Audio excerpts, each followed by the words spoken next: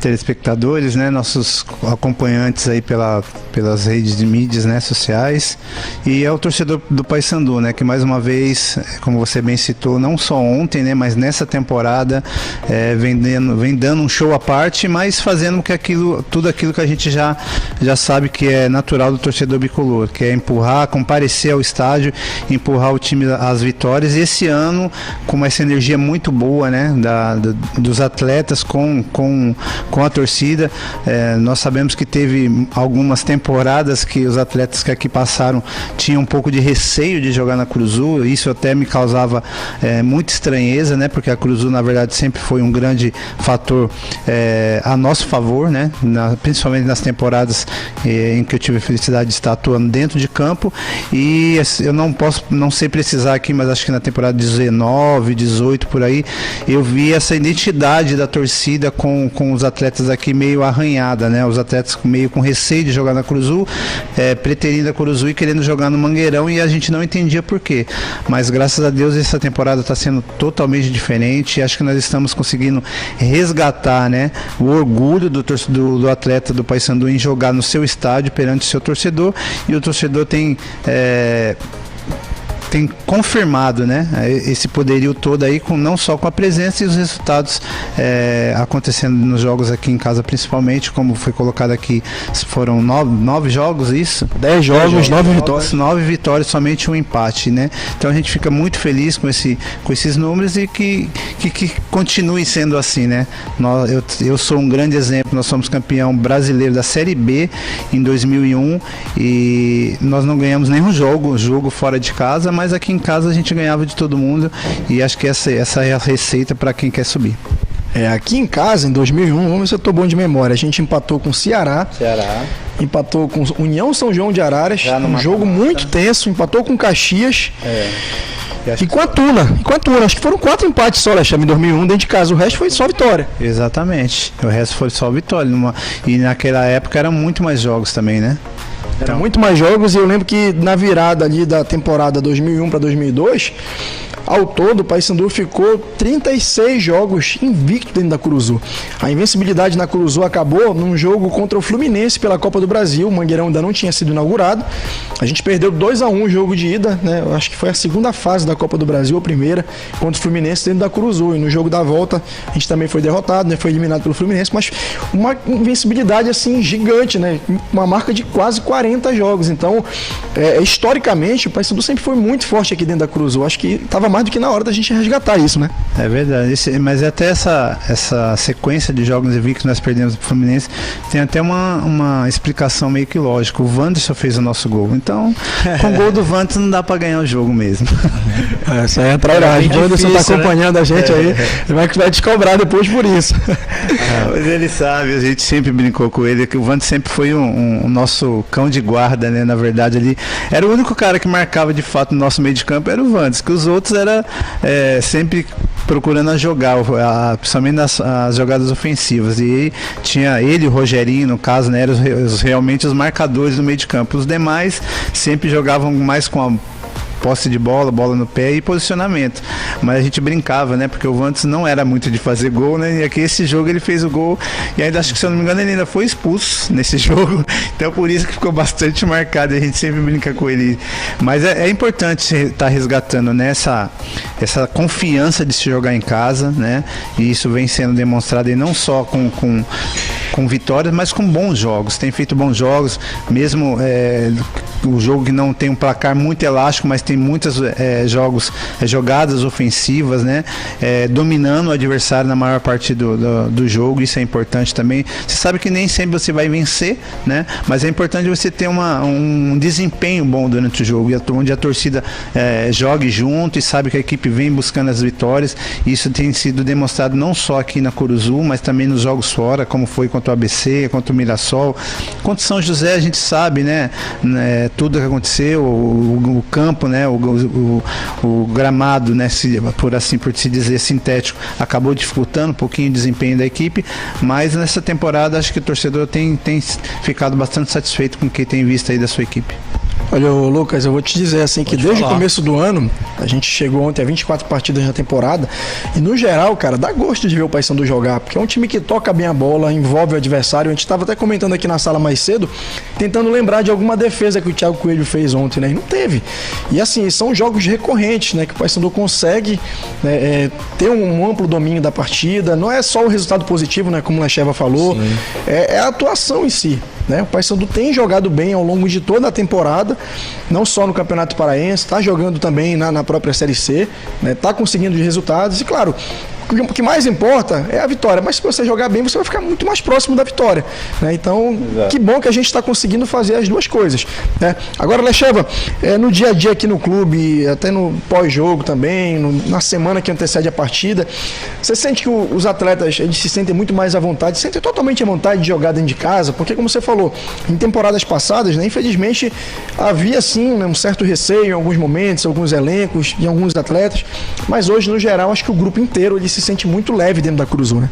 Não resta dúvida, né? A gente consegue perceber isso no dia a dia, nas conversas que a gente tem particularmente, a gente procura sempre estar conversando com cada um dos atletas, entender o momento. A gente sabe que tem em detrimento aí ao calendário longo de jogos, alguns momentos algum atleta vai estar não num momento muito bom, não vai estar participando na equipe titular, ou às vezes nem relacionado. Então a gente tem que ter essa sensibilidade de estar chegando junto com esses atletas, demonstrar a importância, né, de cada um dentro dessa programação que é um calendário de futebol. Todos querem jogar, todos acham que tem que jogar, mas infelizmente só jogam 11, né, como titular. Hoje até existe essa possibilidade de levar mais 12 no banco, né, mas você só pode mudar 5, né, os outros não vão jogar, não vão ser relacionados, mas todos, eu fiz questão de colocar isso ontem após o jogo, né, um momento de alegria, de euforia, que todos em algum momento vai ser importante. E se a gente for buscar aí desde o início da temporada, vários jogadores já se destacaram até aqui, né, e todos vão ser muito úteis nessa temporada, isso não tenho dúvida, e isso é o principal para você ter um grupo, né, qualificado, que você sabe que na baixa de você tem um outro atleta para poder contar. Ontem nós não jogamos com dois dos nossos principais jogadores, que era o Mikael e o Marro, e a equipe manteve o mesmo padrão de jogo, o mesmo nível, e num jogo complicadíssimo, como você bem colocou. Pegamos a melhor defesa do campeonato, que tinha tomado só 3 gols em 7 rodadas, e em um único jogo tomaram 2, né? Então acho que isso mostra a força do grupo, e mais uma vez ressalta aí que todos os jogadores vão ser muito importantes até o fim da temporada. E Lucas, eles vão ser importantes não só dentro como fora de campo. A gente não pode contar, por enquanto, com o Bileu e o Ricardinho, que estão em recuperação de cirurgia. Ontem o Mikael e o Marlon, né, estavam suspensos pelo 3º cartão amarelo, também não estavam dentro de campo, mas todos eles estavam aqui. Presente. Né? O Ricardinho no vestiário, né? Mikael e Marlon também, né, acompanhando, torcendo pelo time. Então é muito importante essa união também, Lecheva, esse envolvimento de todos. É uma causa única que todo mundo está unido em prol dela. Muito bem lembrado. Eu sempre tenho falado com a diretoria que esse grupo dessa temporada a gente não tem como cravar, né, se nós vamos atingir o nosso objetivo principal, né, assim como nós queríamos muito também ter ganho o campeonato estadual, que era o tricampeonato. Apesar da boa campanha que fizemos, não conseguimos o título. Terminamos com a melhor campanha, né? Melhor ataque, melhor defesa, a equipe que mais pontuou, mas o título escapou.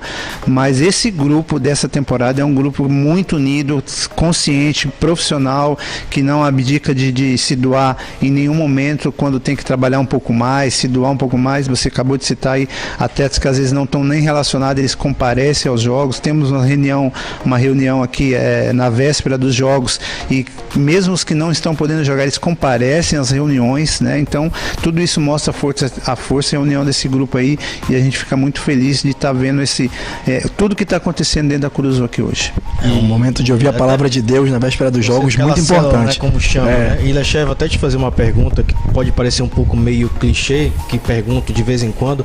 Pra ti, o que é mais difícil? Você, quando era atleta, que tinha essas decisões, ou tá de fora? Você já foi treinador do Paysandu e agora tá exercendo essa outra função aqui no clube. O que é mais difícil? Você tá ali em cima, às vezes, a gente percebe, fica tenso ali junto com o Fred Gomes, executivo. Era mais difícil ser atleta ou tá fora de campo e você querer tá ali, mas não poder e ter que, enfim, né, tá observando, tá aguardando aquele apito final do jogo e tá vivendo toda aquela emoção, aquela adrenalina, né, toda fora de campo. Como é pra ti? Para estar de fora aí nos bastidores é muito mais difícil, não resta dúvida, porque ali dentro de campo, né, enquanto a gente era atleta, a gente sabia que em algum momento a gente poderia resolver todos os problemas. A gente sabia que dependia da gente. E fora de campo a gente depende dos atletas, né? E então às vezes a gente fica ali muito mais nervoso, acaba chutando uma bola dali das arquibancadas mesmo, ali da nossa cabine, a gente acaba dando um chute na parede, fazendo até um movimento involuntário, né? De quem teve muito tempo lá dentro, xinga às vezes um lance que a gente entende que deveria ser feito e não fez, enfim. Mas é muito mais difícil. Nossa parte emocional aqui fora ela é muito mais desgastante. Acho que a gente até envelhece mais agora nessa função aí do que a que a gente fazia antes. Mas acho que ainda a de treinador ela é muito mais complicada, porque o treinador ele tem segundos ali para tomar decisões, né? E principalmente durante a partida ele tem que tomar a decisão praticamente sozinho. No intervalo a gente ainda troca muitas ideias ali com o Márcio Fernandes, né? É um treinador que dá muito essa abertura também, entende bem a nossa função aqui hoje, e a gente tem tomado decisões aí em conjunto, né? Mas essa função de coordenador ela também é menos estressante do que a do treinador, é um pouquinho mais tranquilo. E eu tenho certeza, viu, Totti, só para complementar, que o Lecheva naquela cobrança de pênalti, se fosse aquele Lecheva de antigamente, ia pegar a bola e ia cobrar, hein? Na verdade eu nem precisava naquele momento ali, porque automaticamente os atletas já pegavam a bola, já dava pra mim bater ali. Tinha alguns que já corria, acontecia na hora do pênalti, já ia, barrava a chuteira, vinha no banco pra beber água, ninguém queria bater. Disfarçava, né? Disfarçava. Deixa pro homem. Mas a gente tinha bons batedores na minha época ali, eu, o Jobson, né? Principalmente ficávamos encarregados de bater. O próprio Sandro depois começou a bater também, o Rob Gol, que também dispensa comentários. Mas se bem que o Robson foi bater mais depois que eu me machuquei, ele assumiu essa função aí. Mas o Paysandu sempre teve bem servida de batedores de pênalti.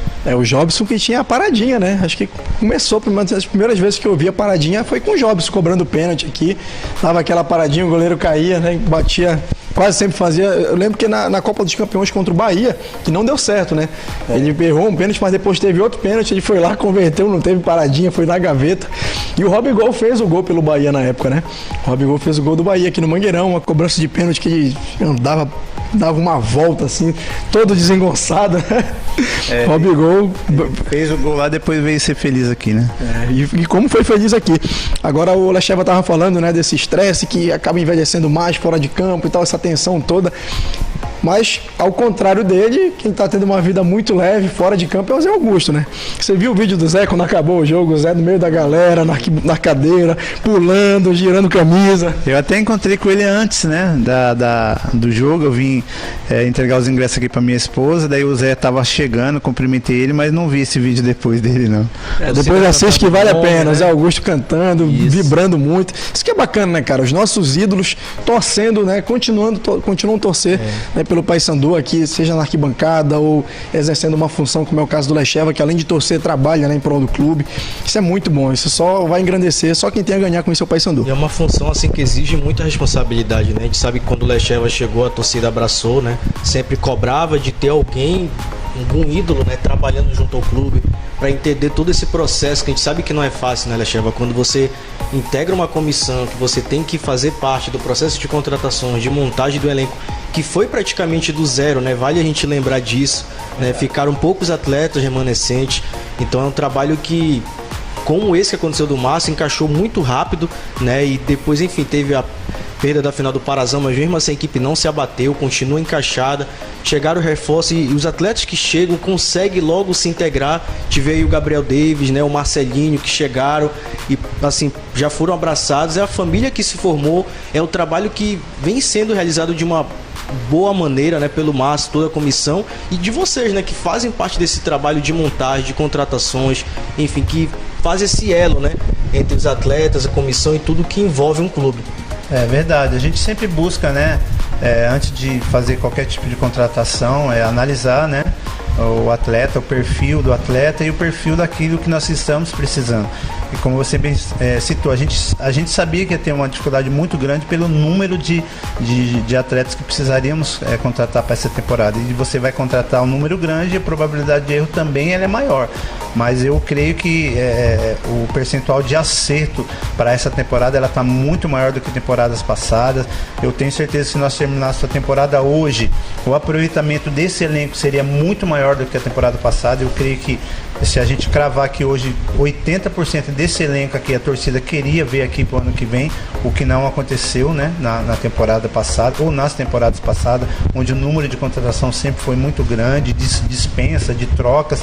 E esse ano não, a gente tem tido um acerto muito grande, tentado trazer aí atletas pontuais. Sabemos que erramos em alguns nomes, mas isso é natural, não existe 100% de acerto em contratação, nem tanto pela qualidade técnica, né? Às vezes é momento, é encaixe, né?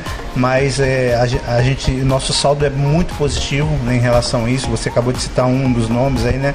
O Gabriel, que chegou esses dias, já estreou ontem como titular, fez um grande jogo, mas a gente já conhecia o perfil, já passamos, a gente sempre passa para os atletas individualmente um pouquinho da história do clube, como é o dia a dia, a cobrança, né?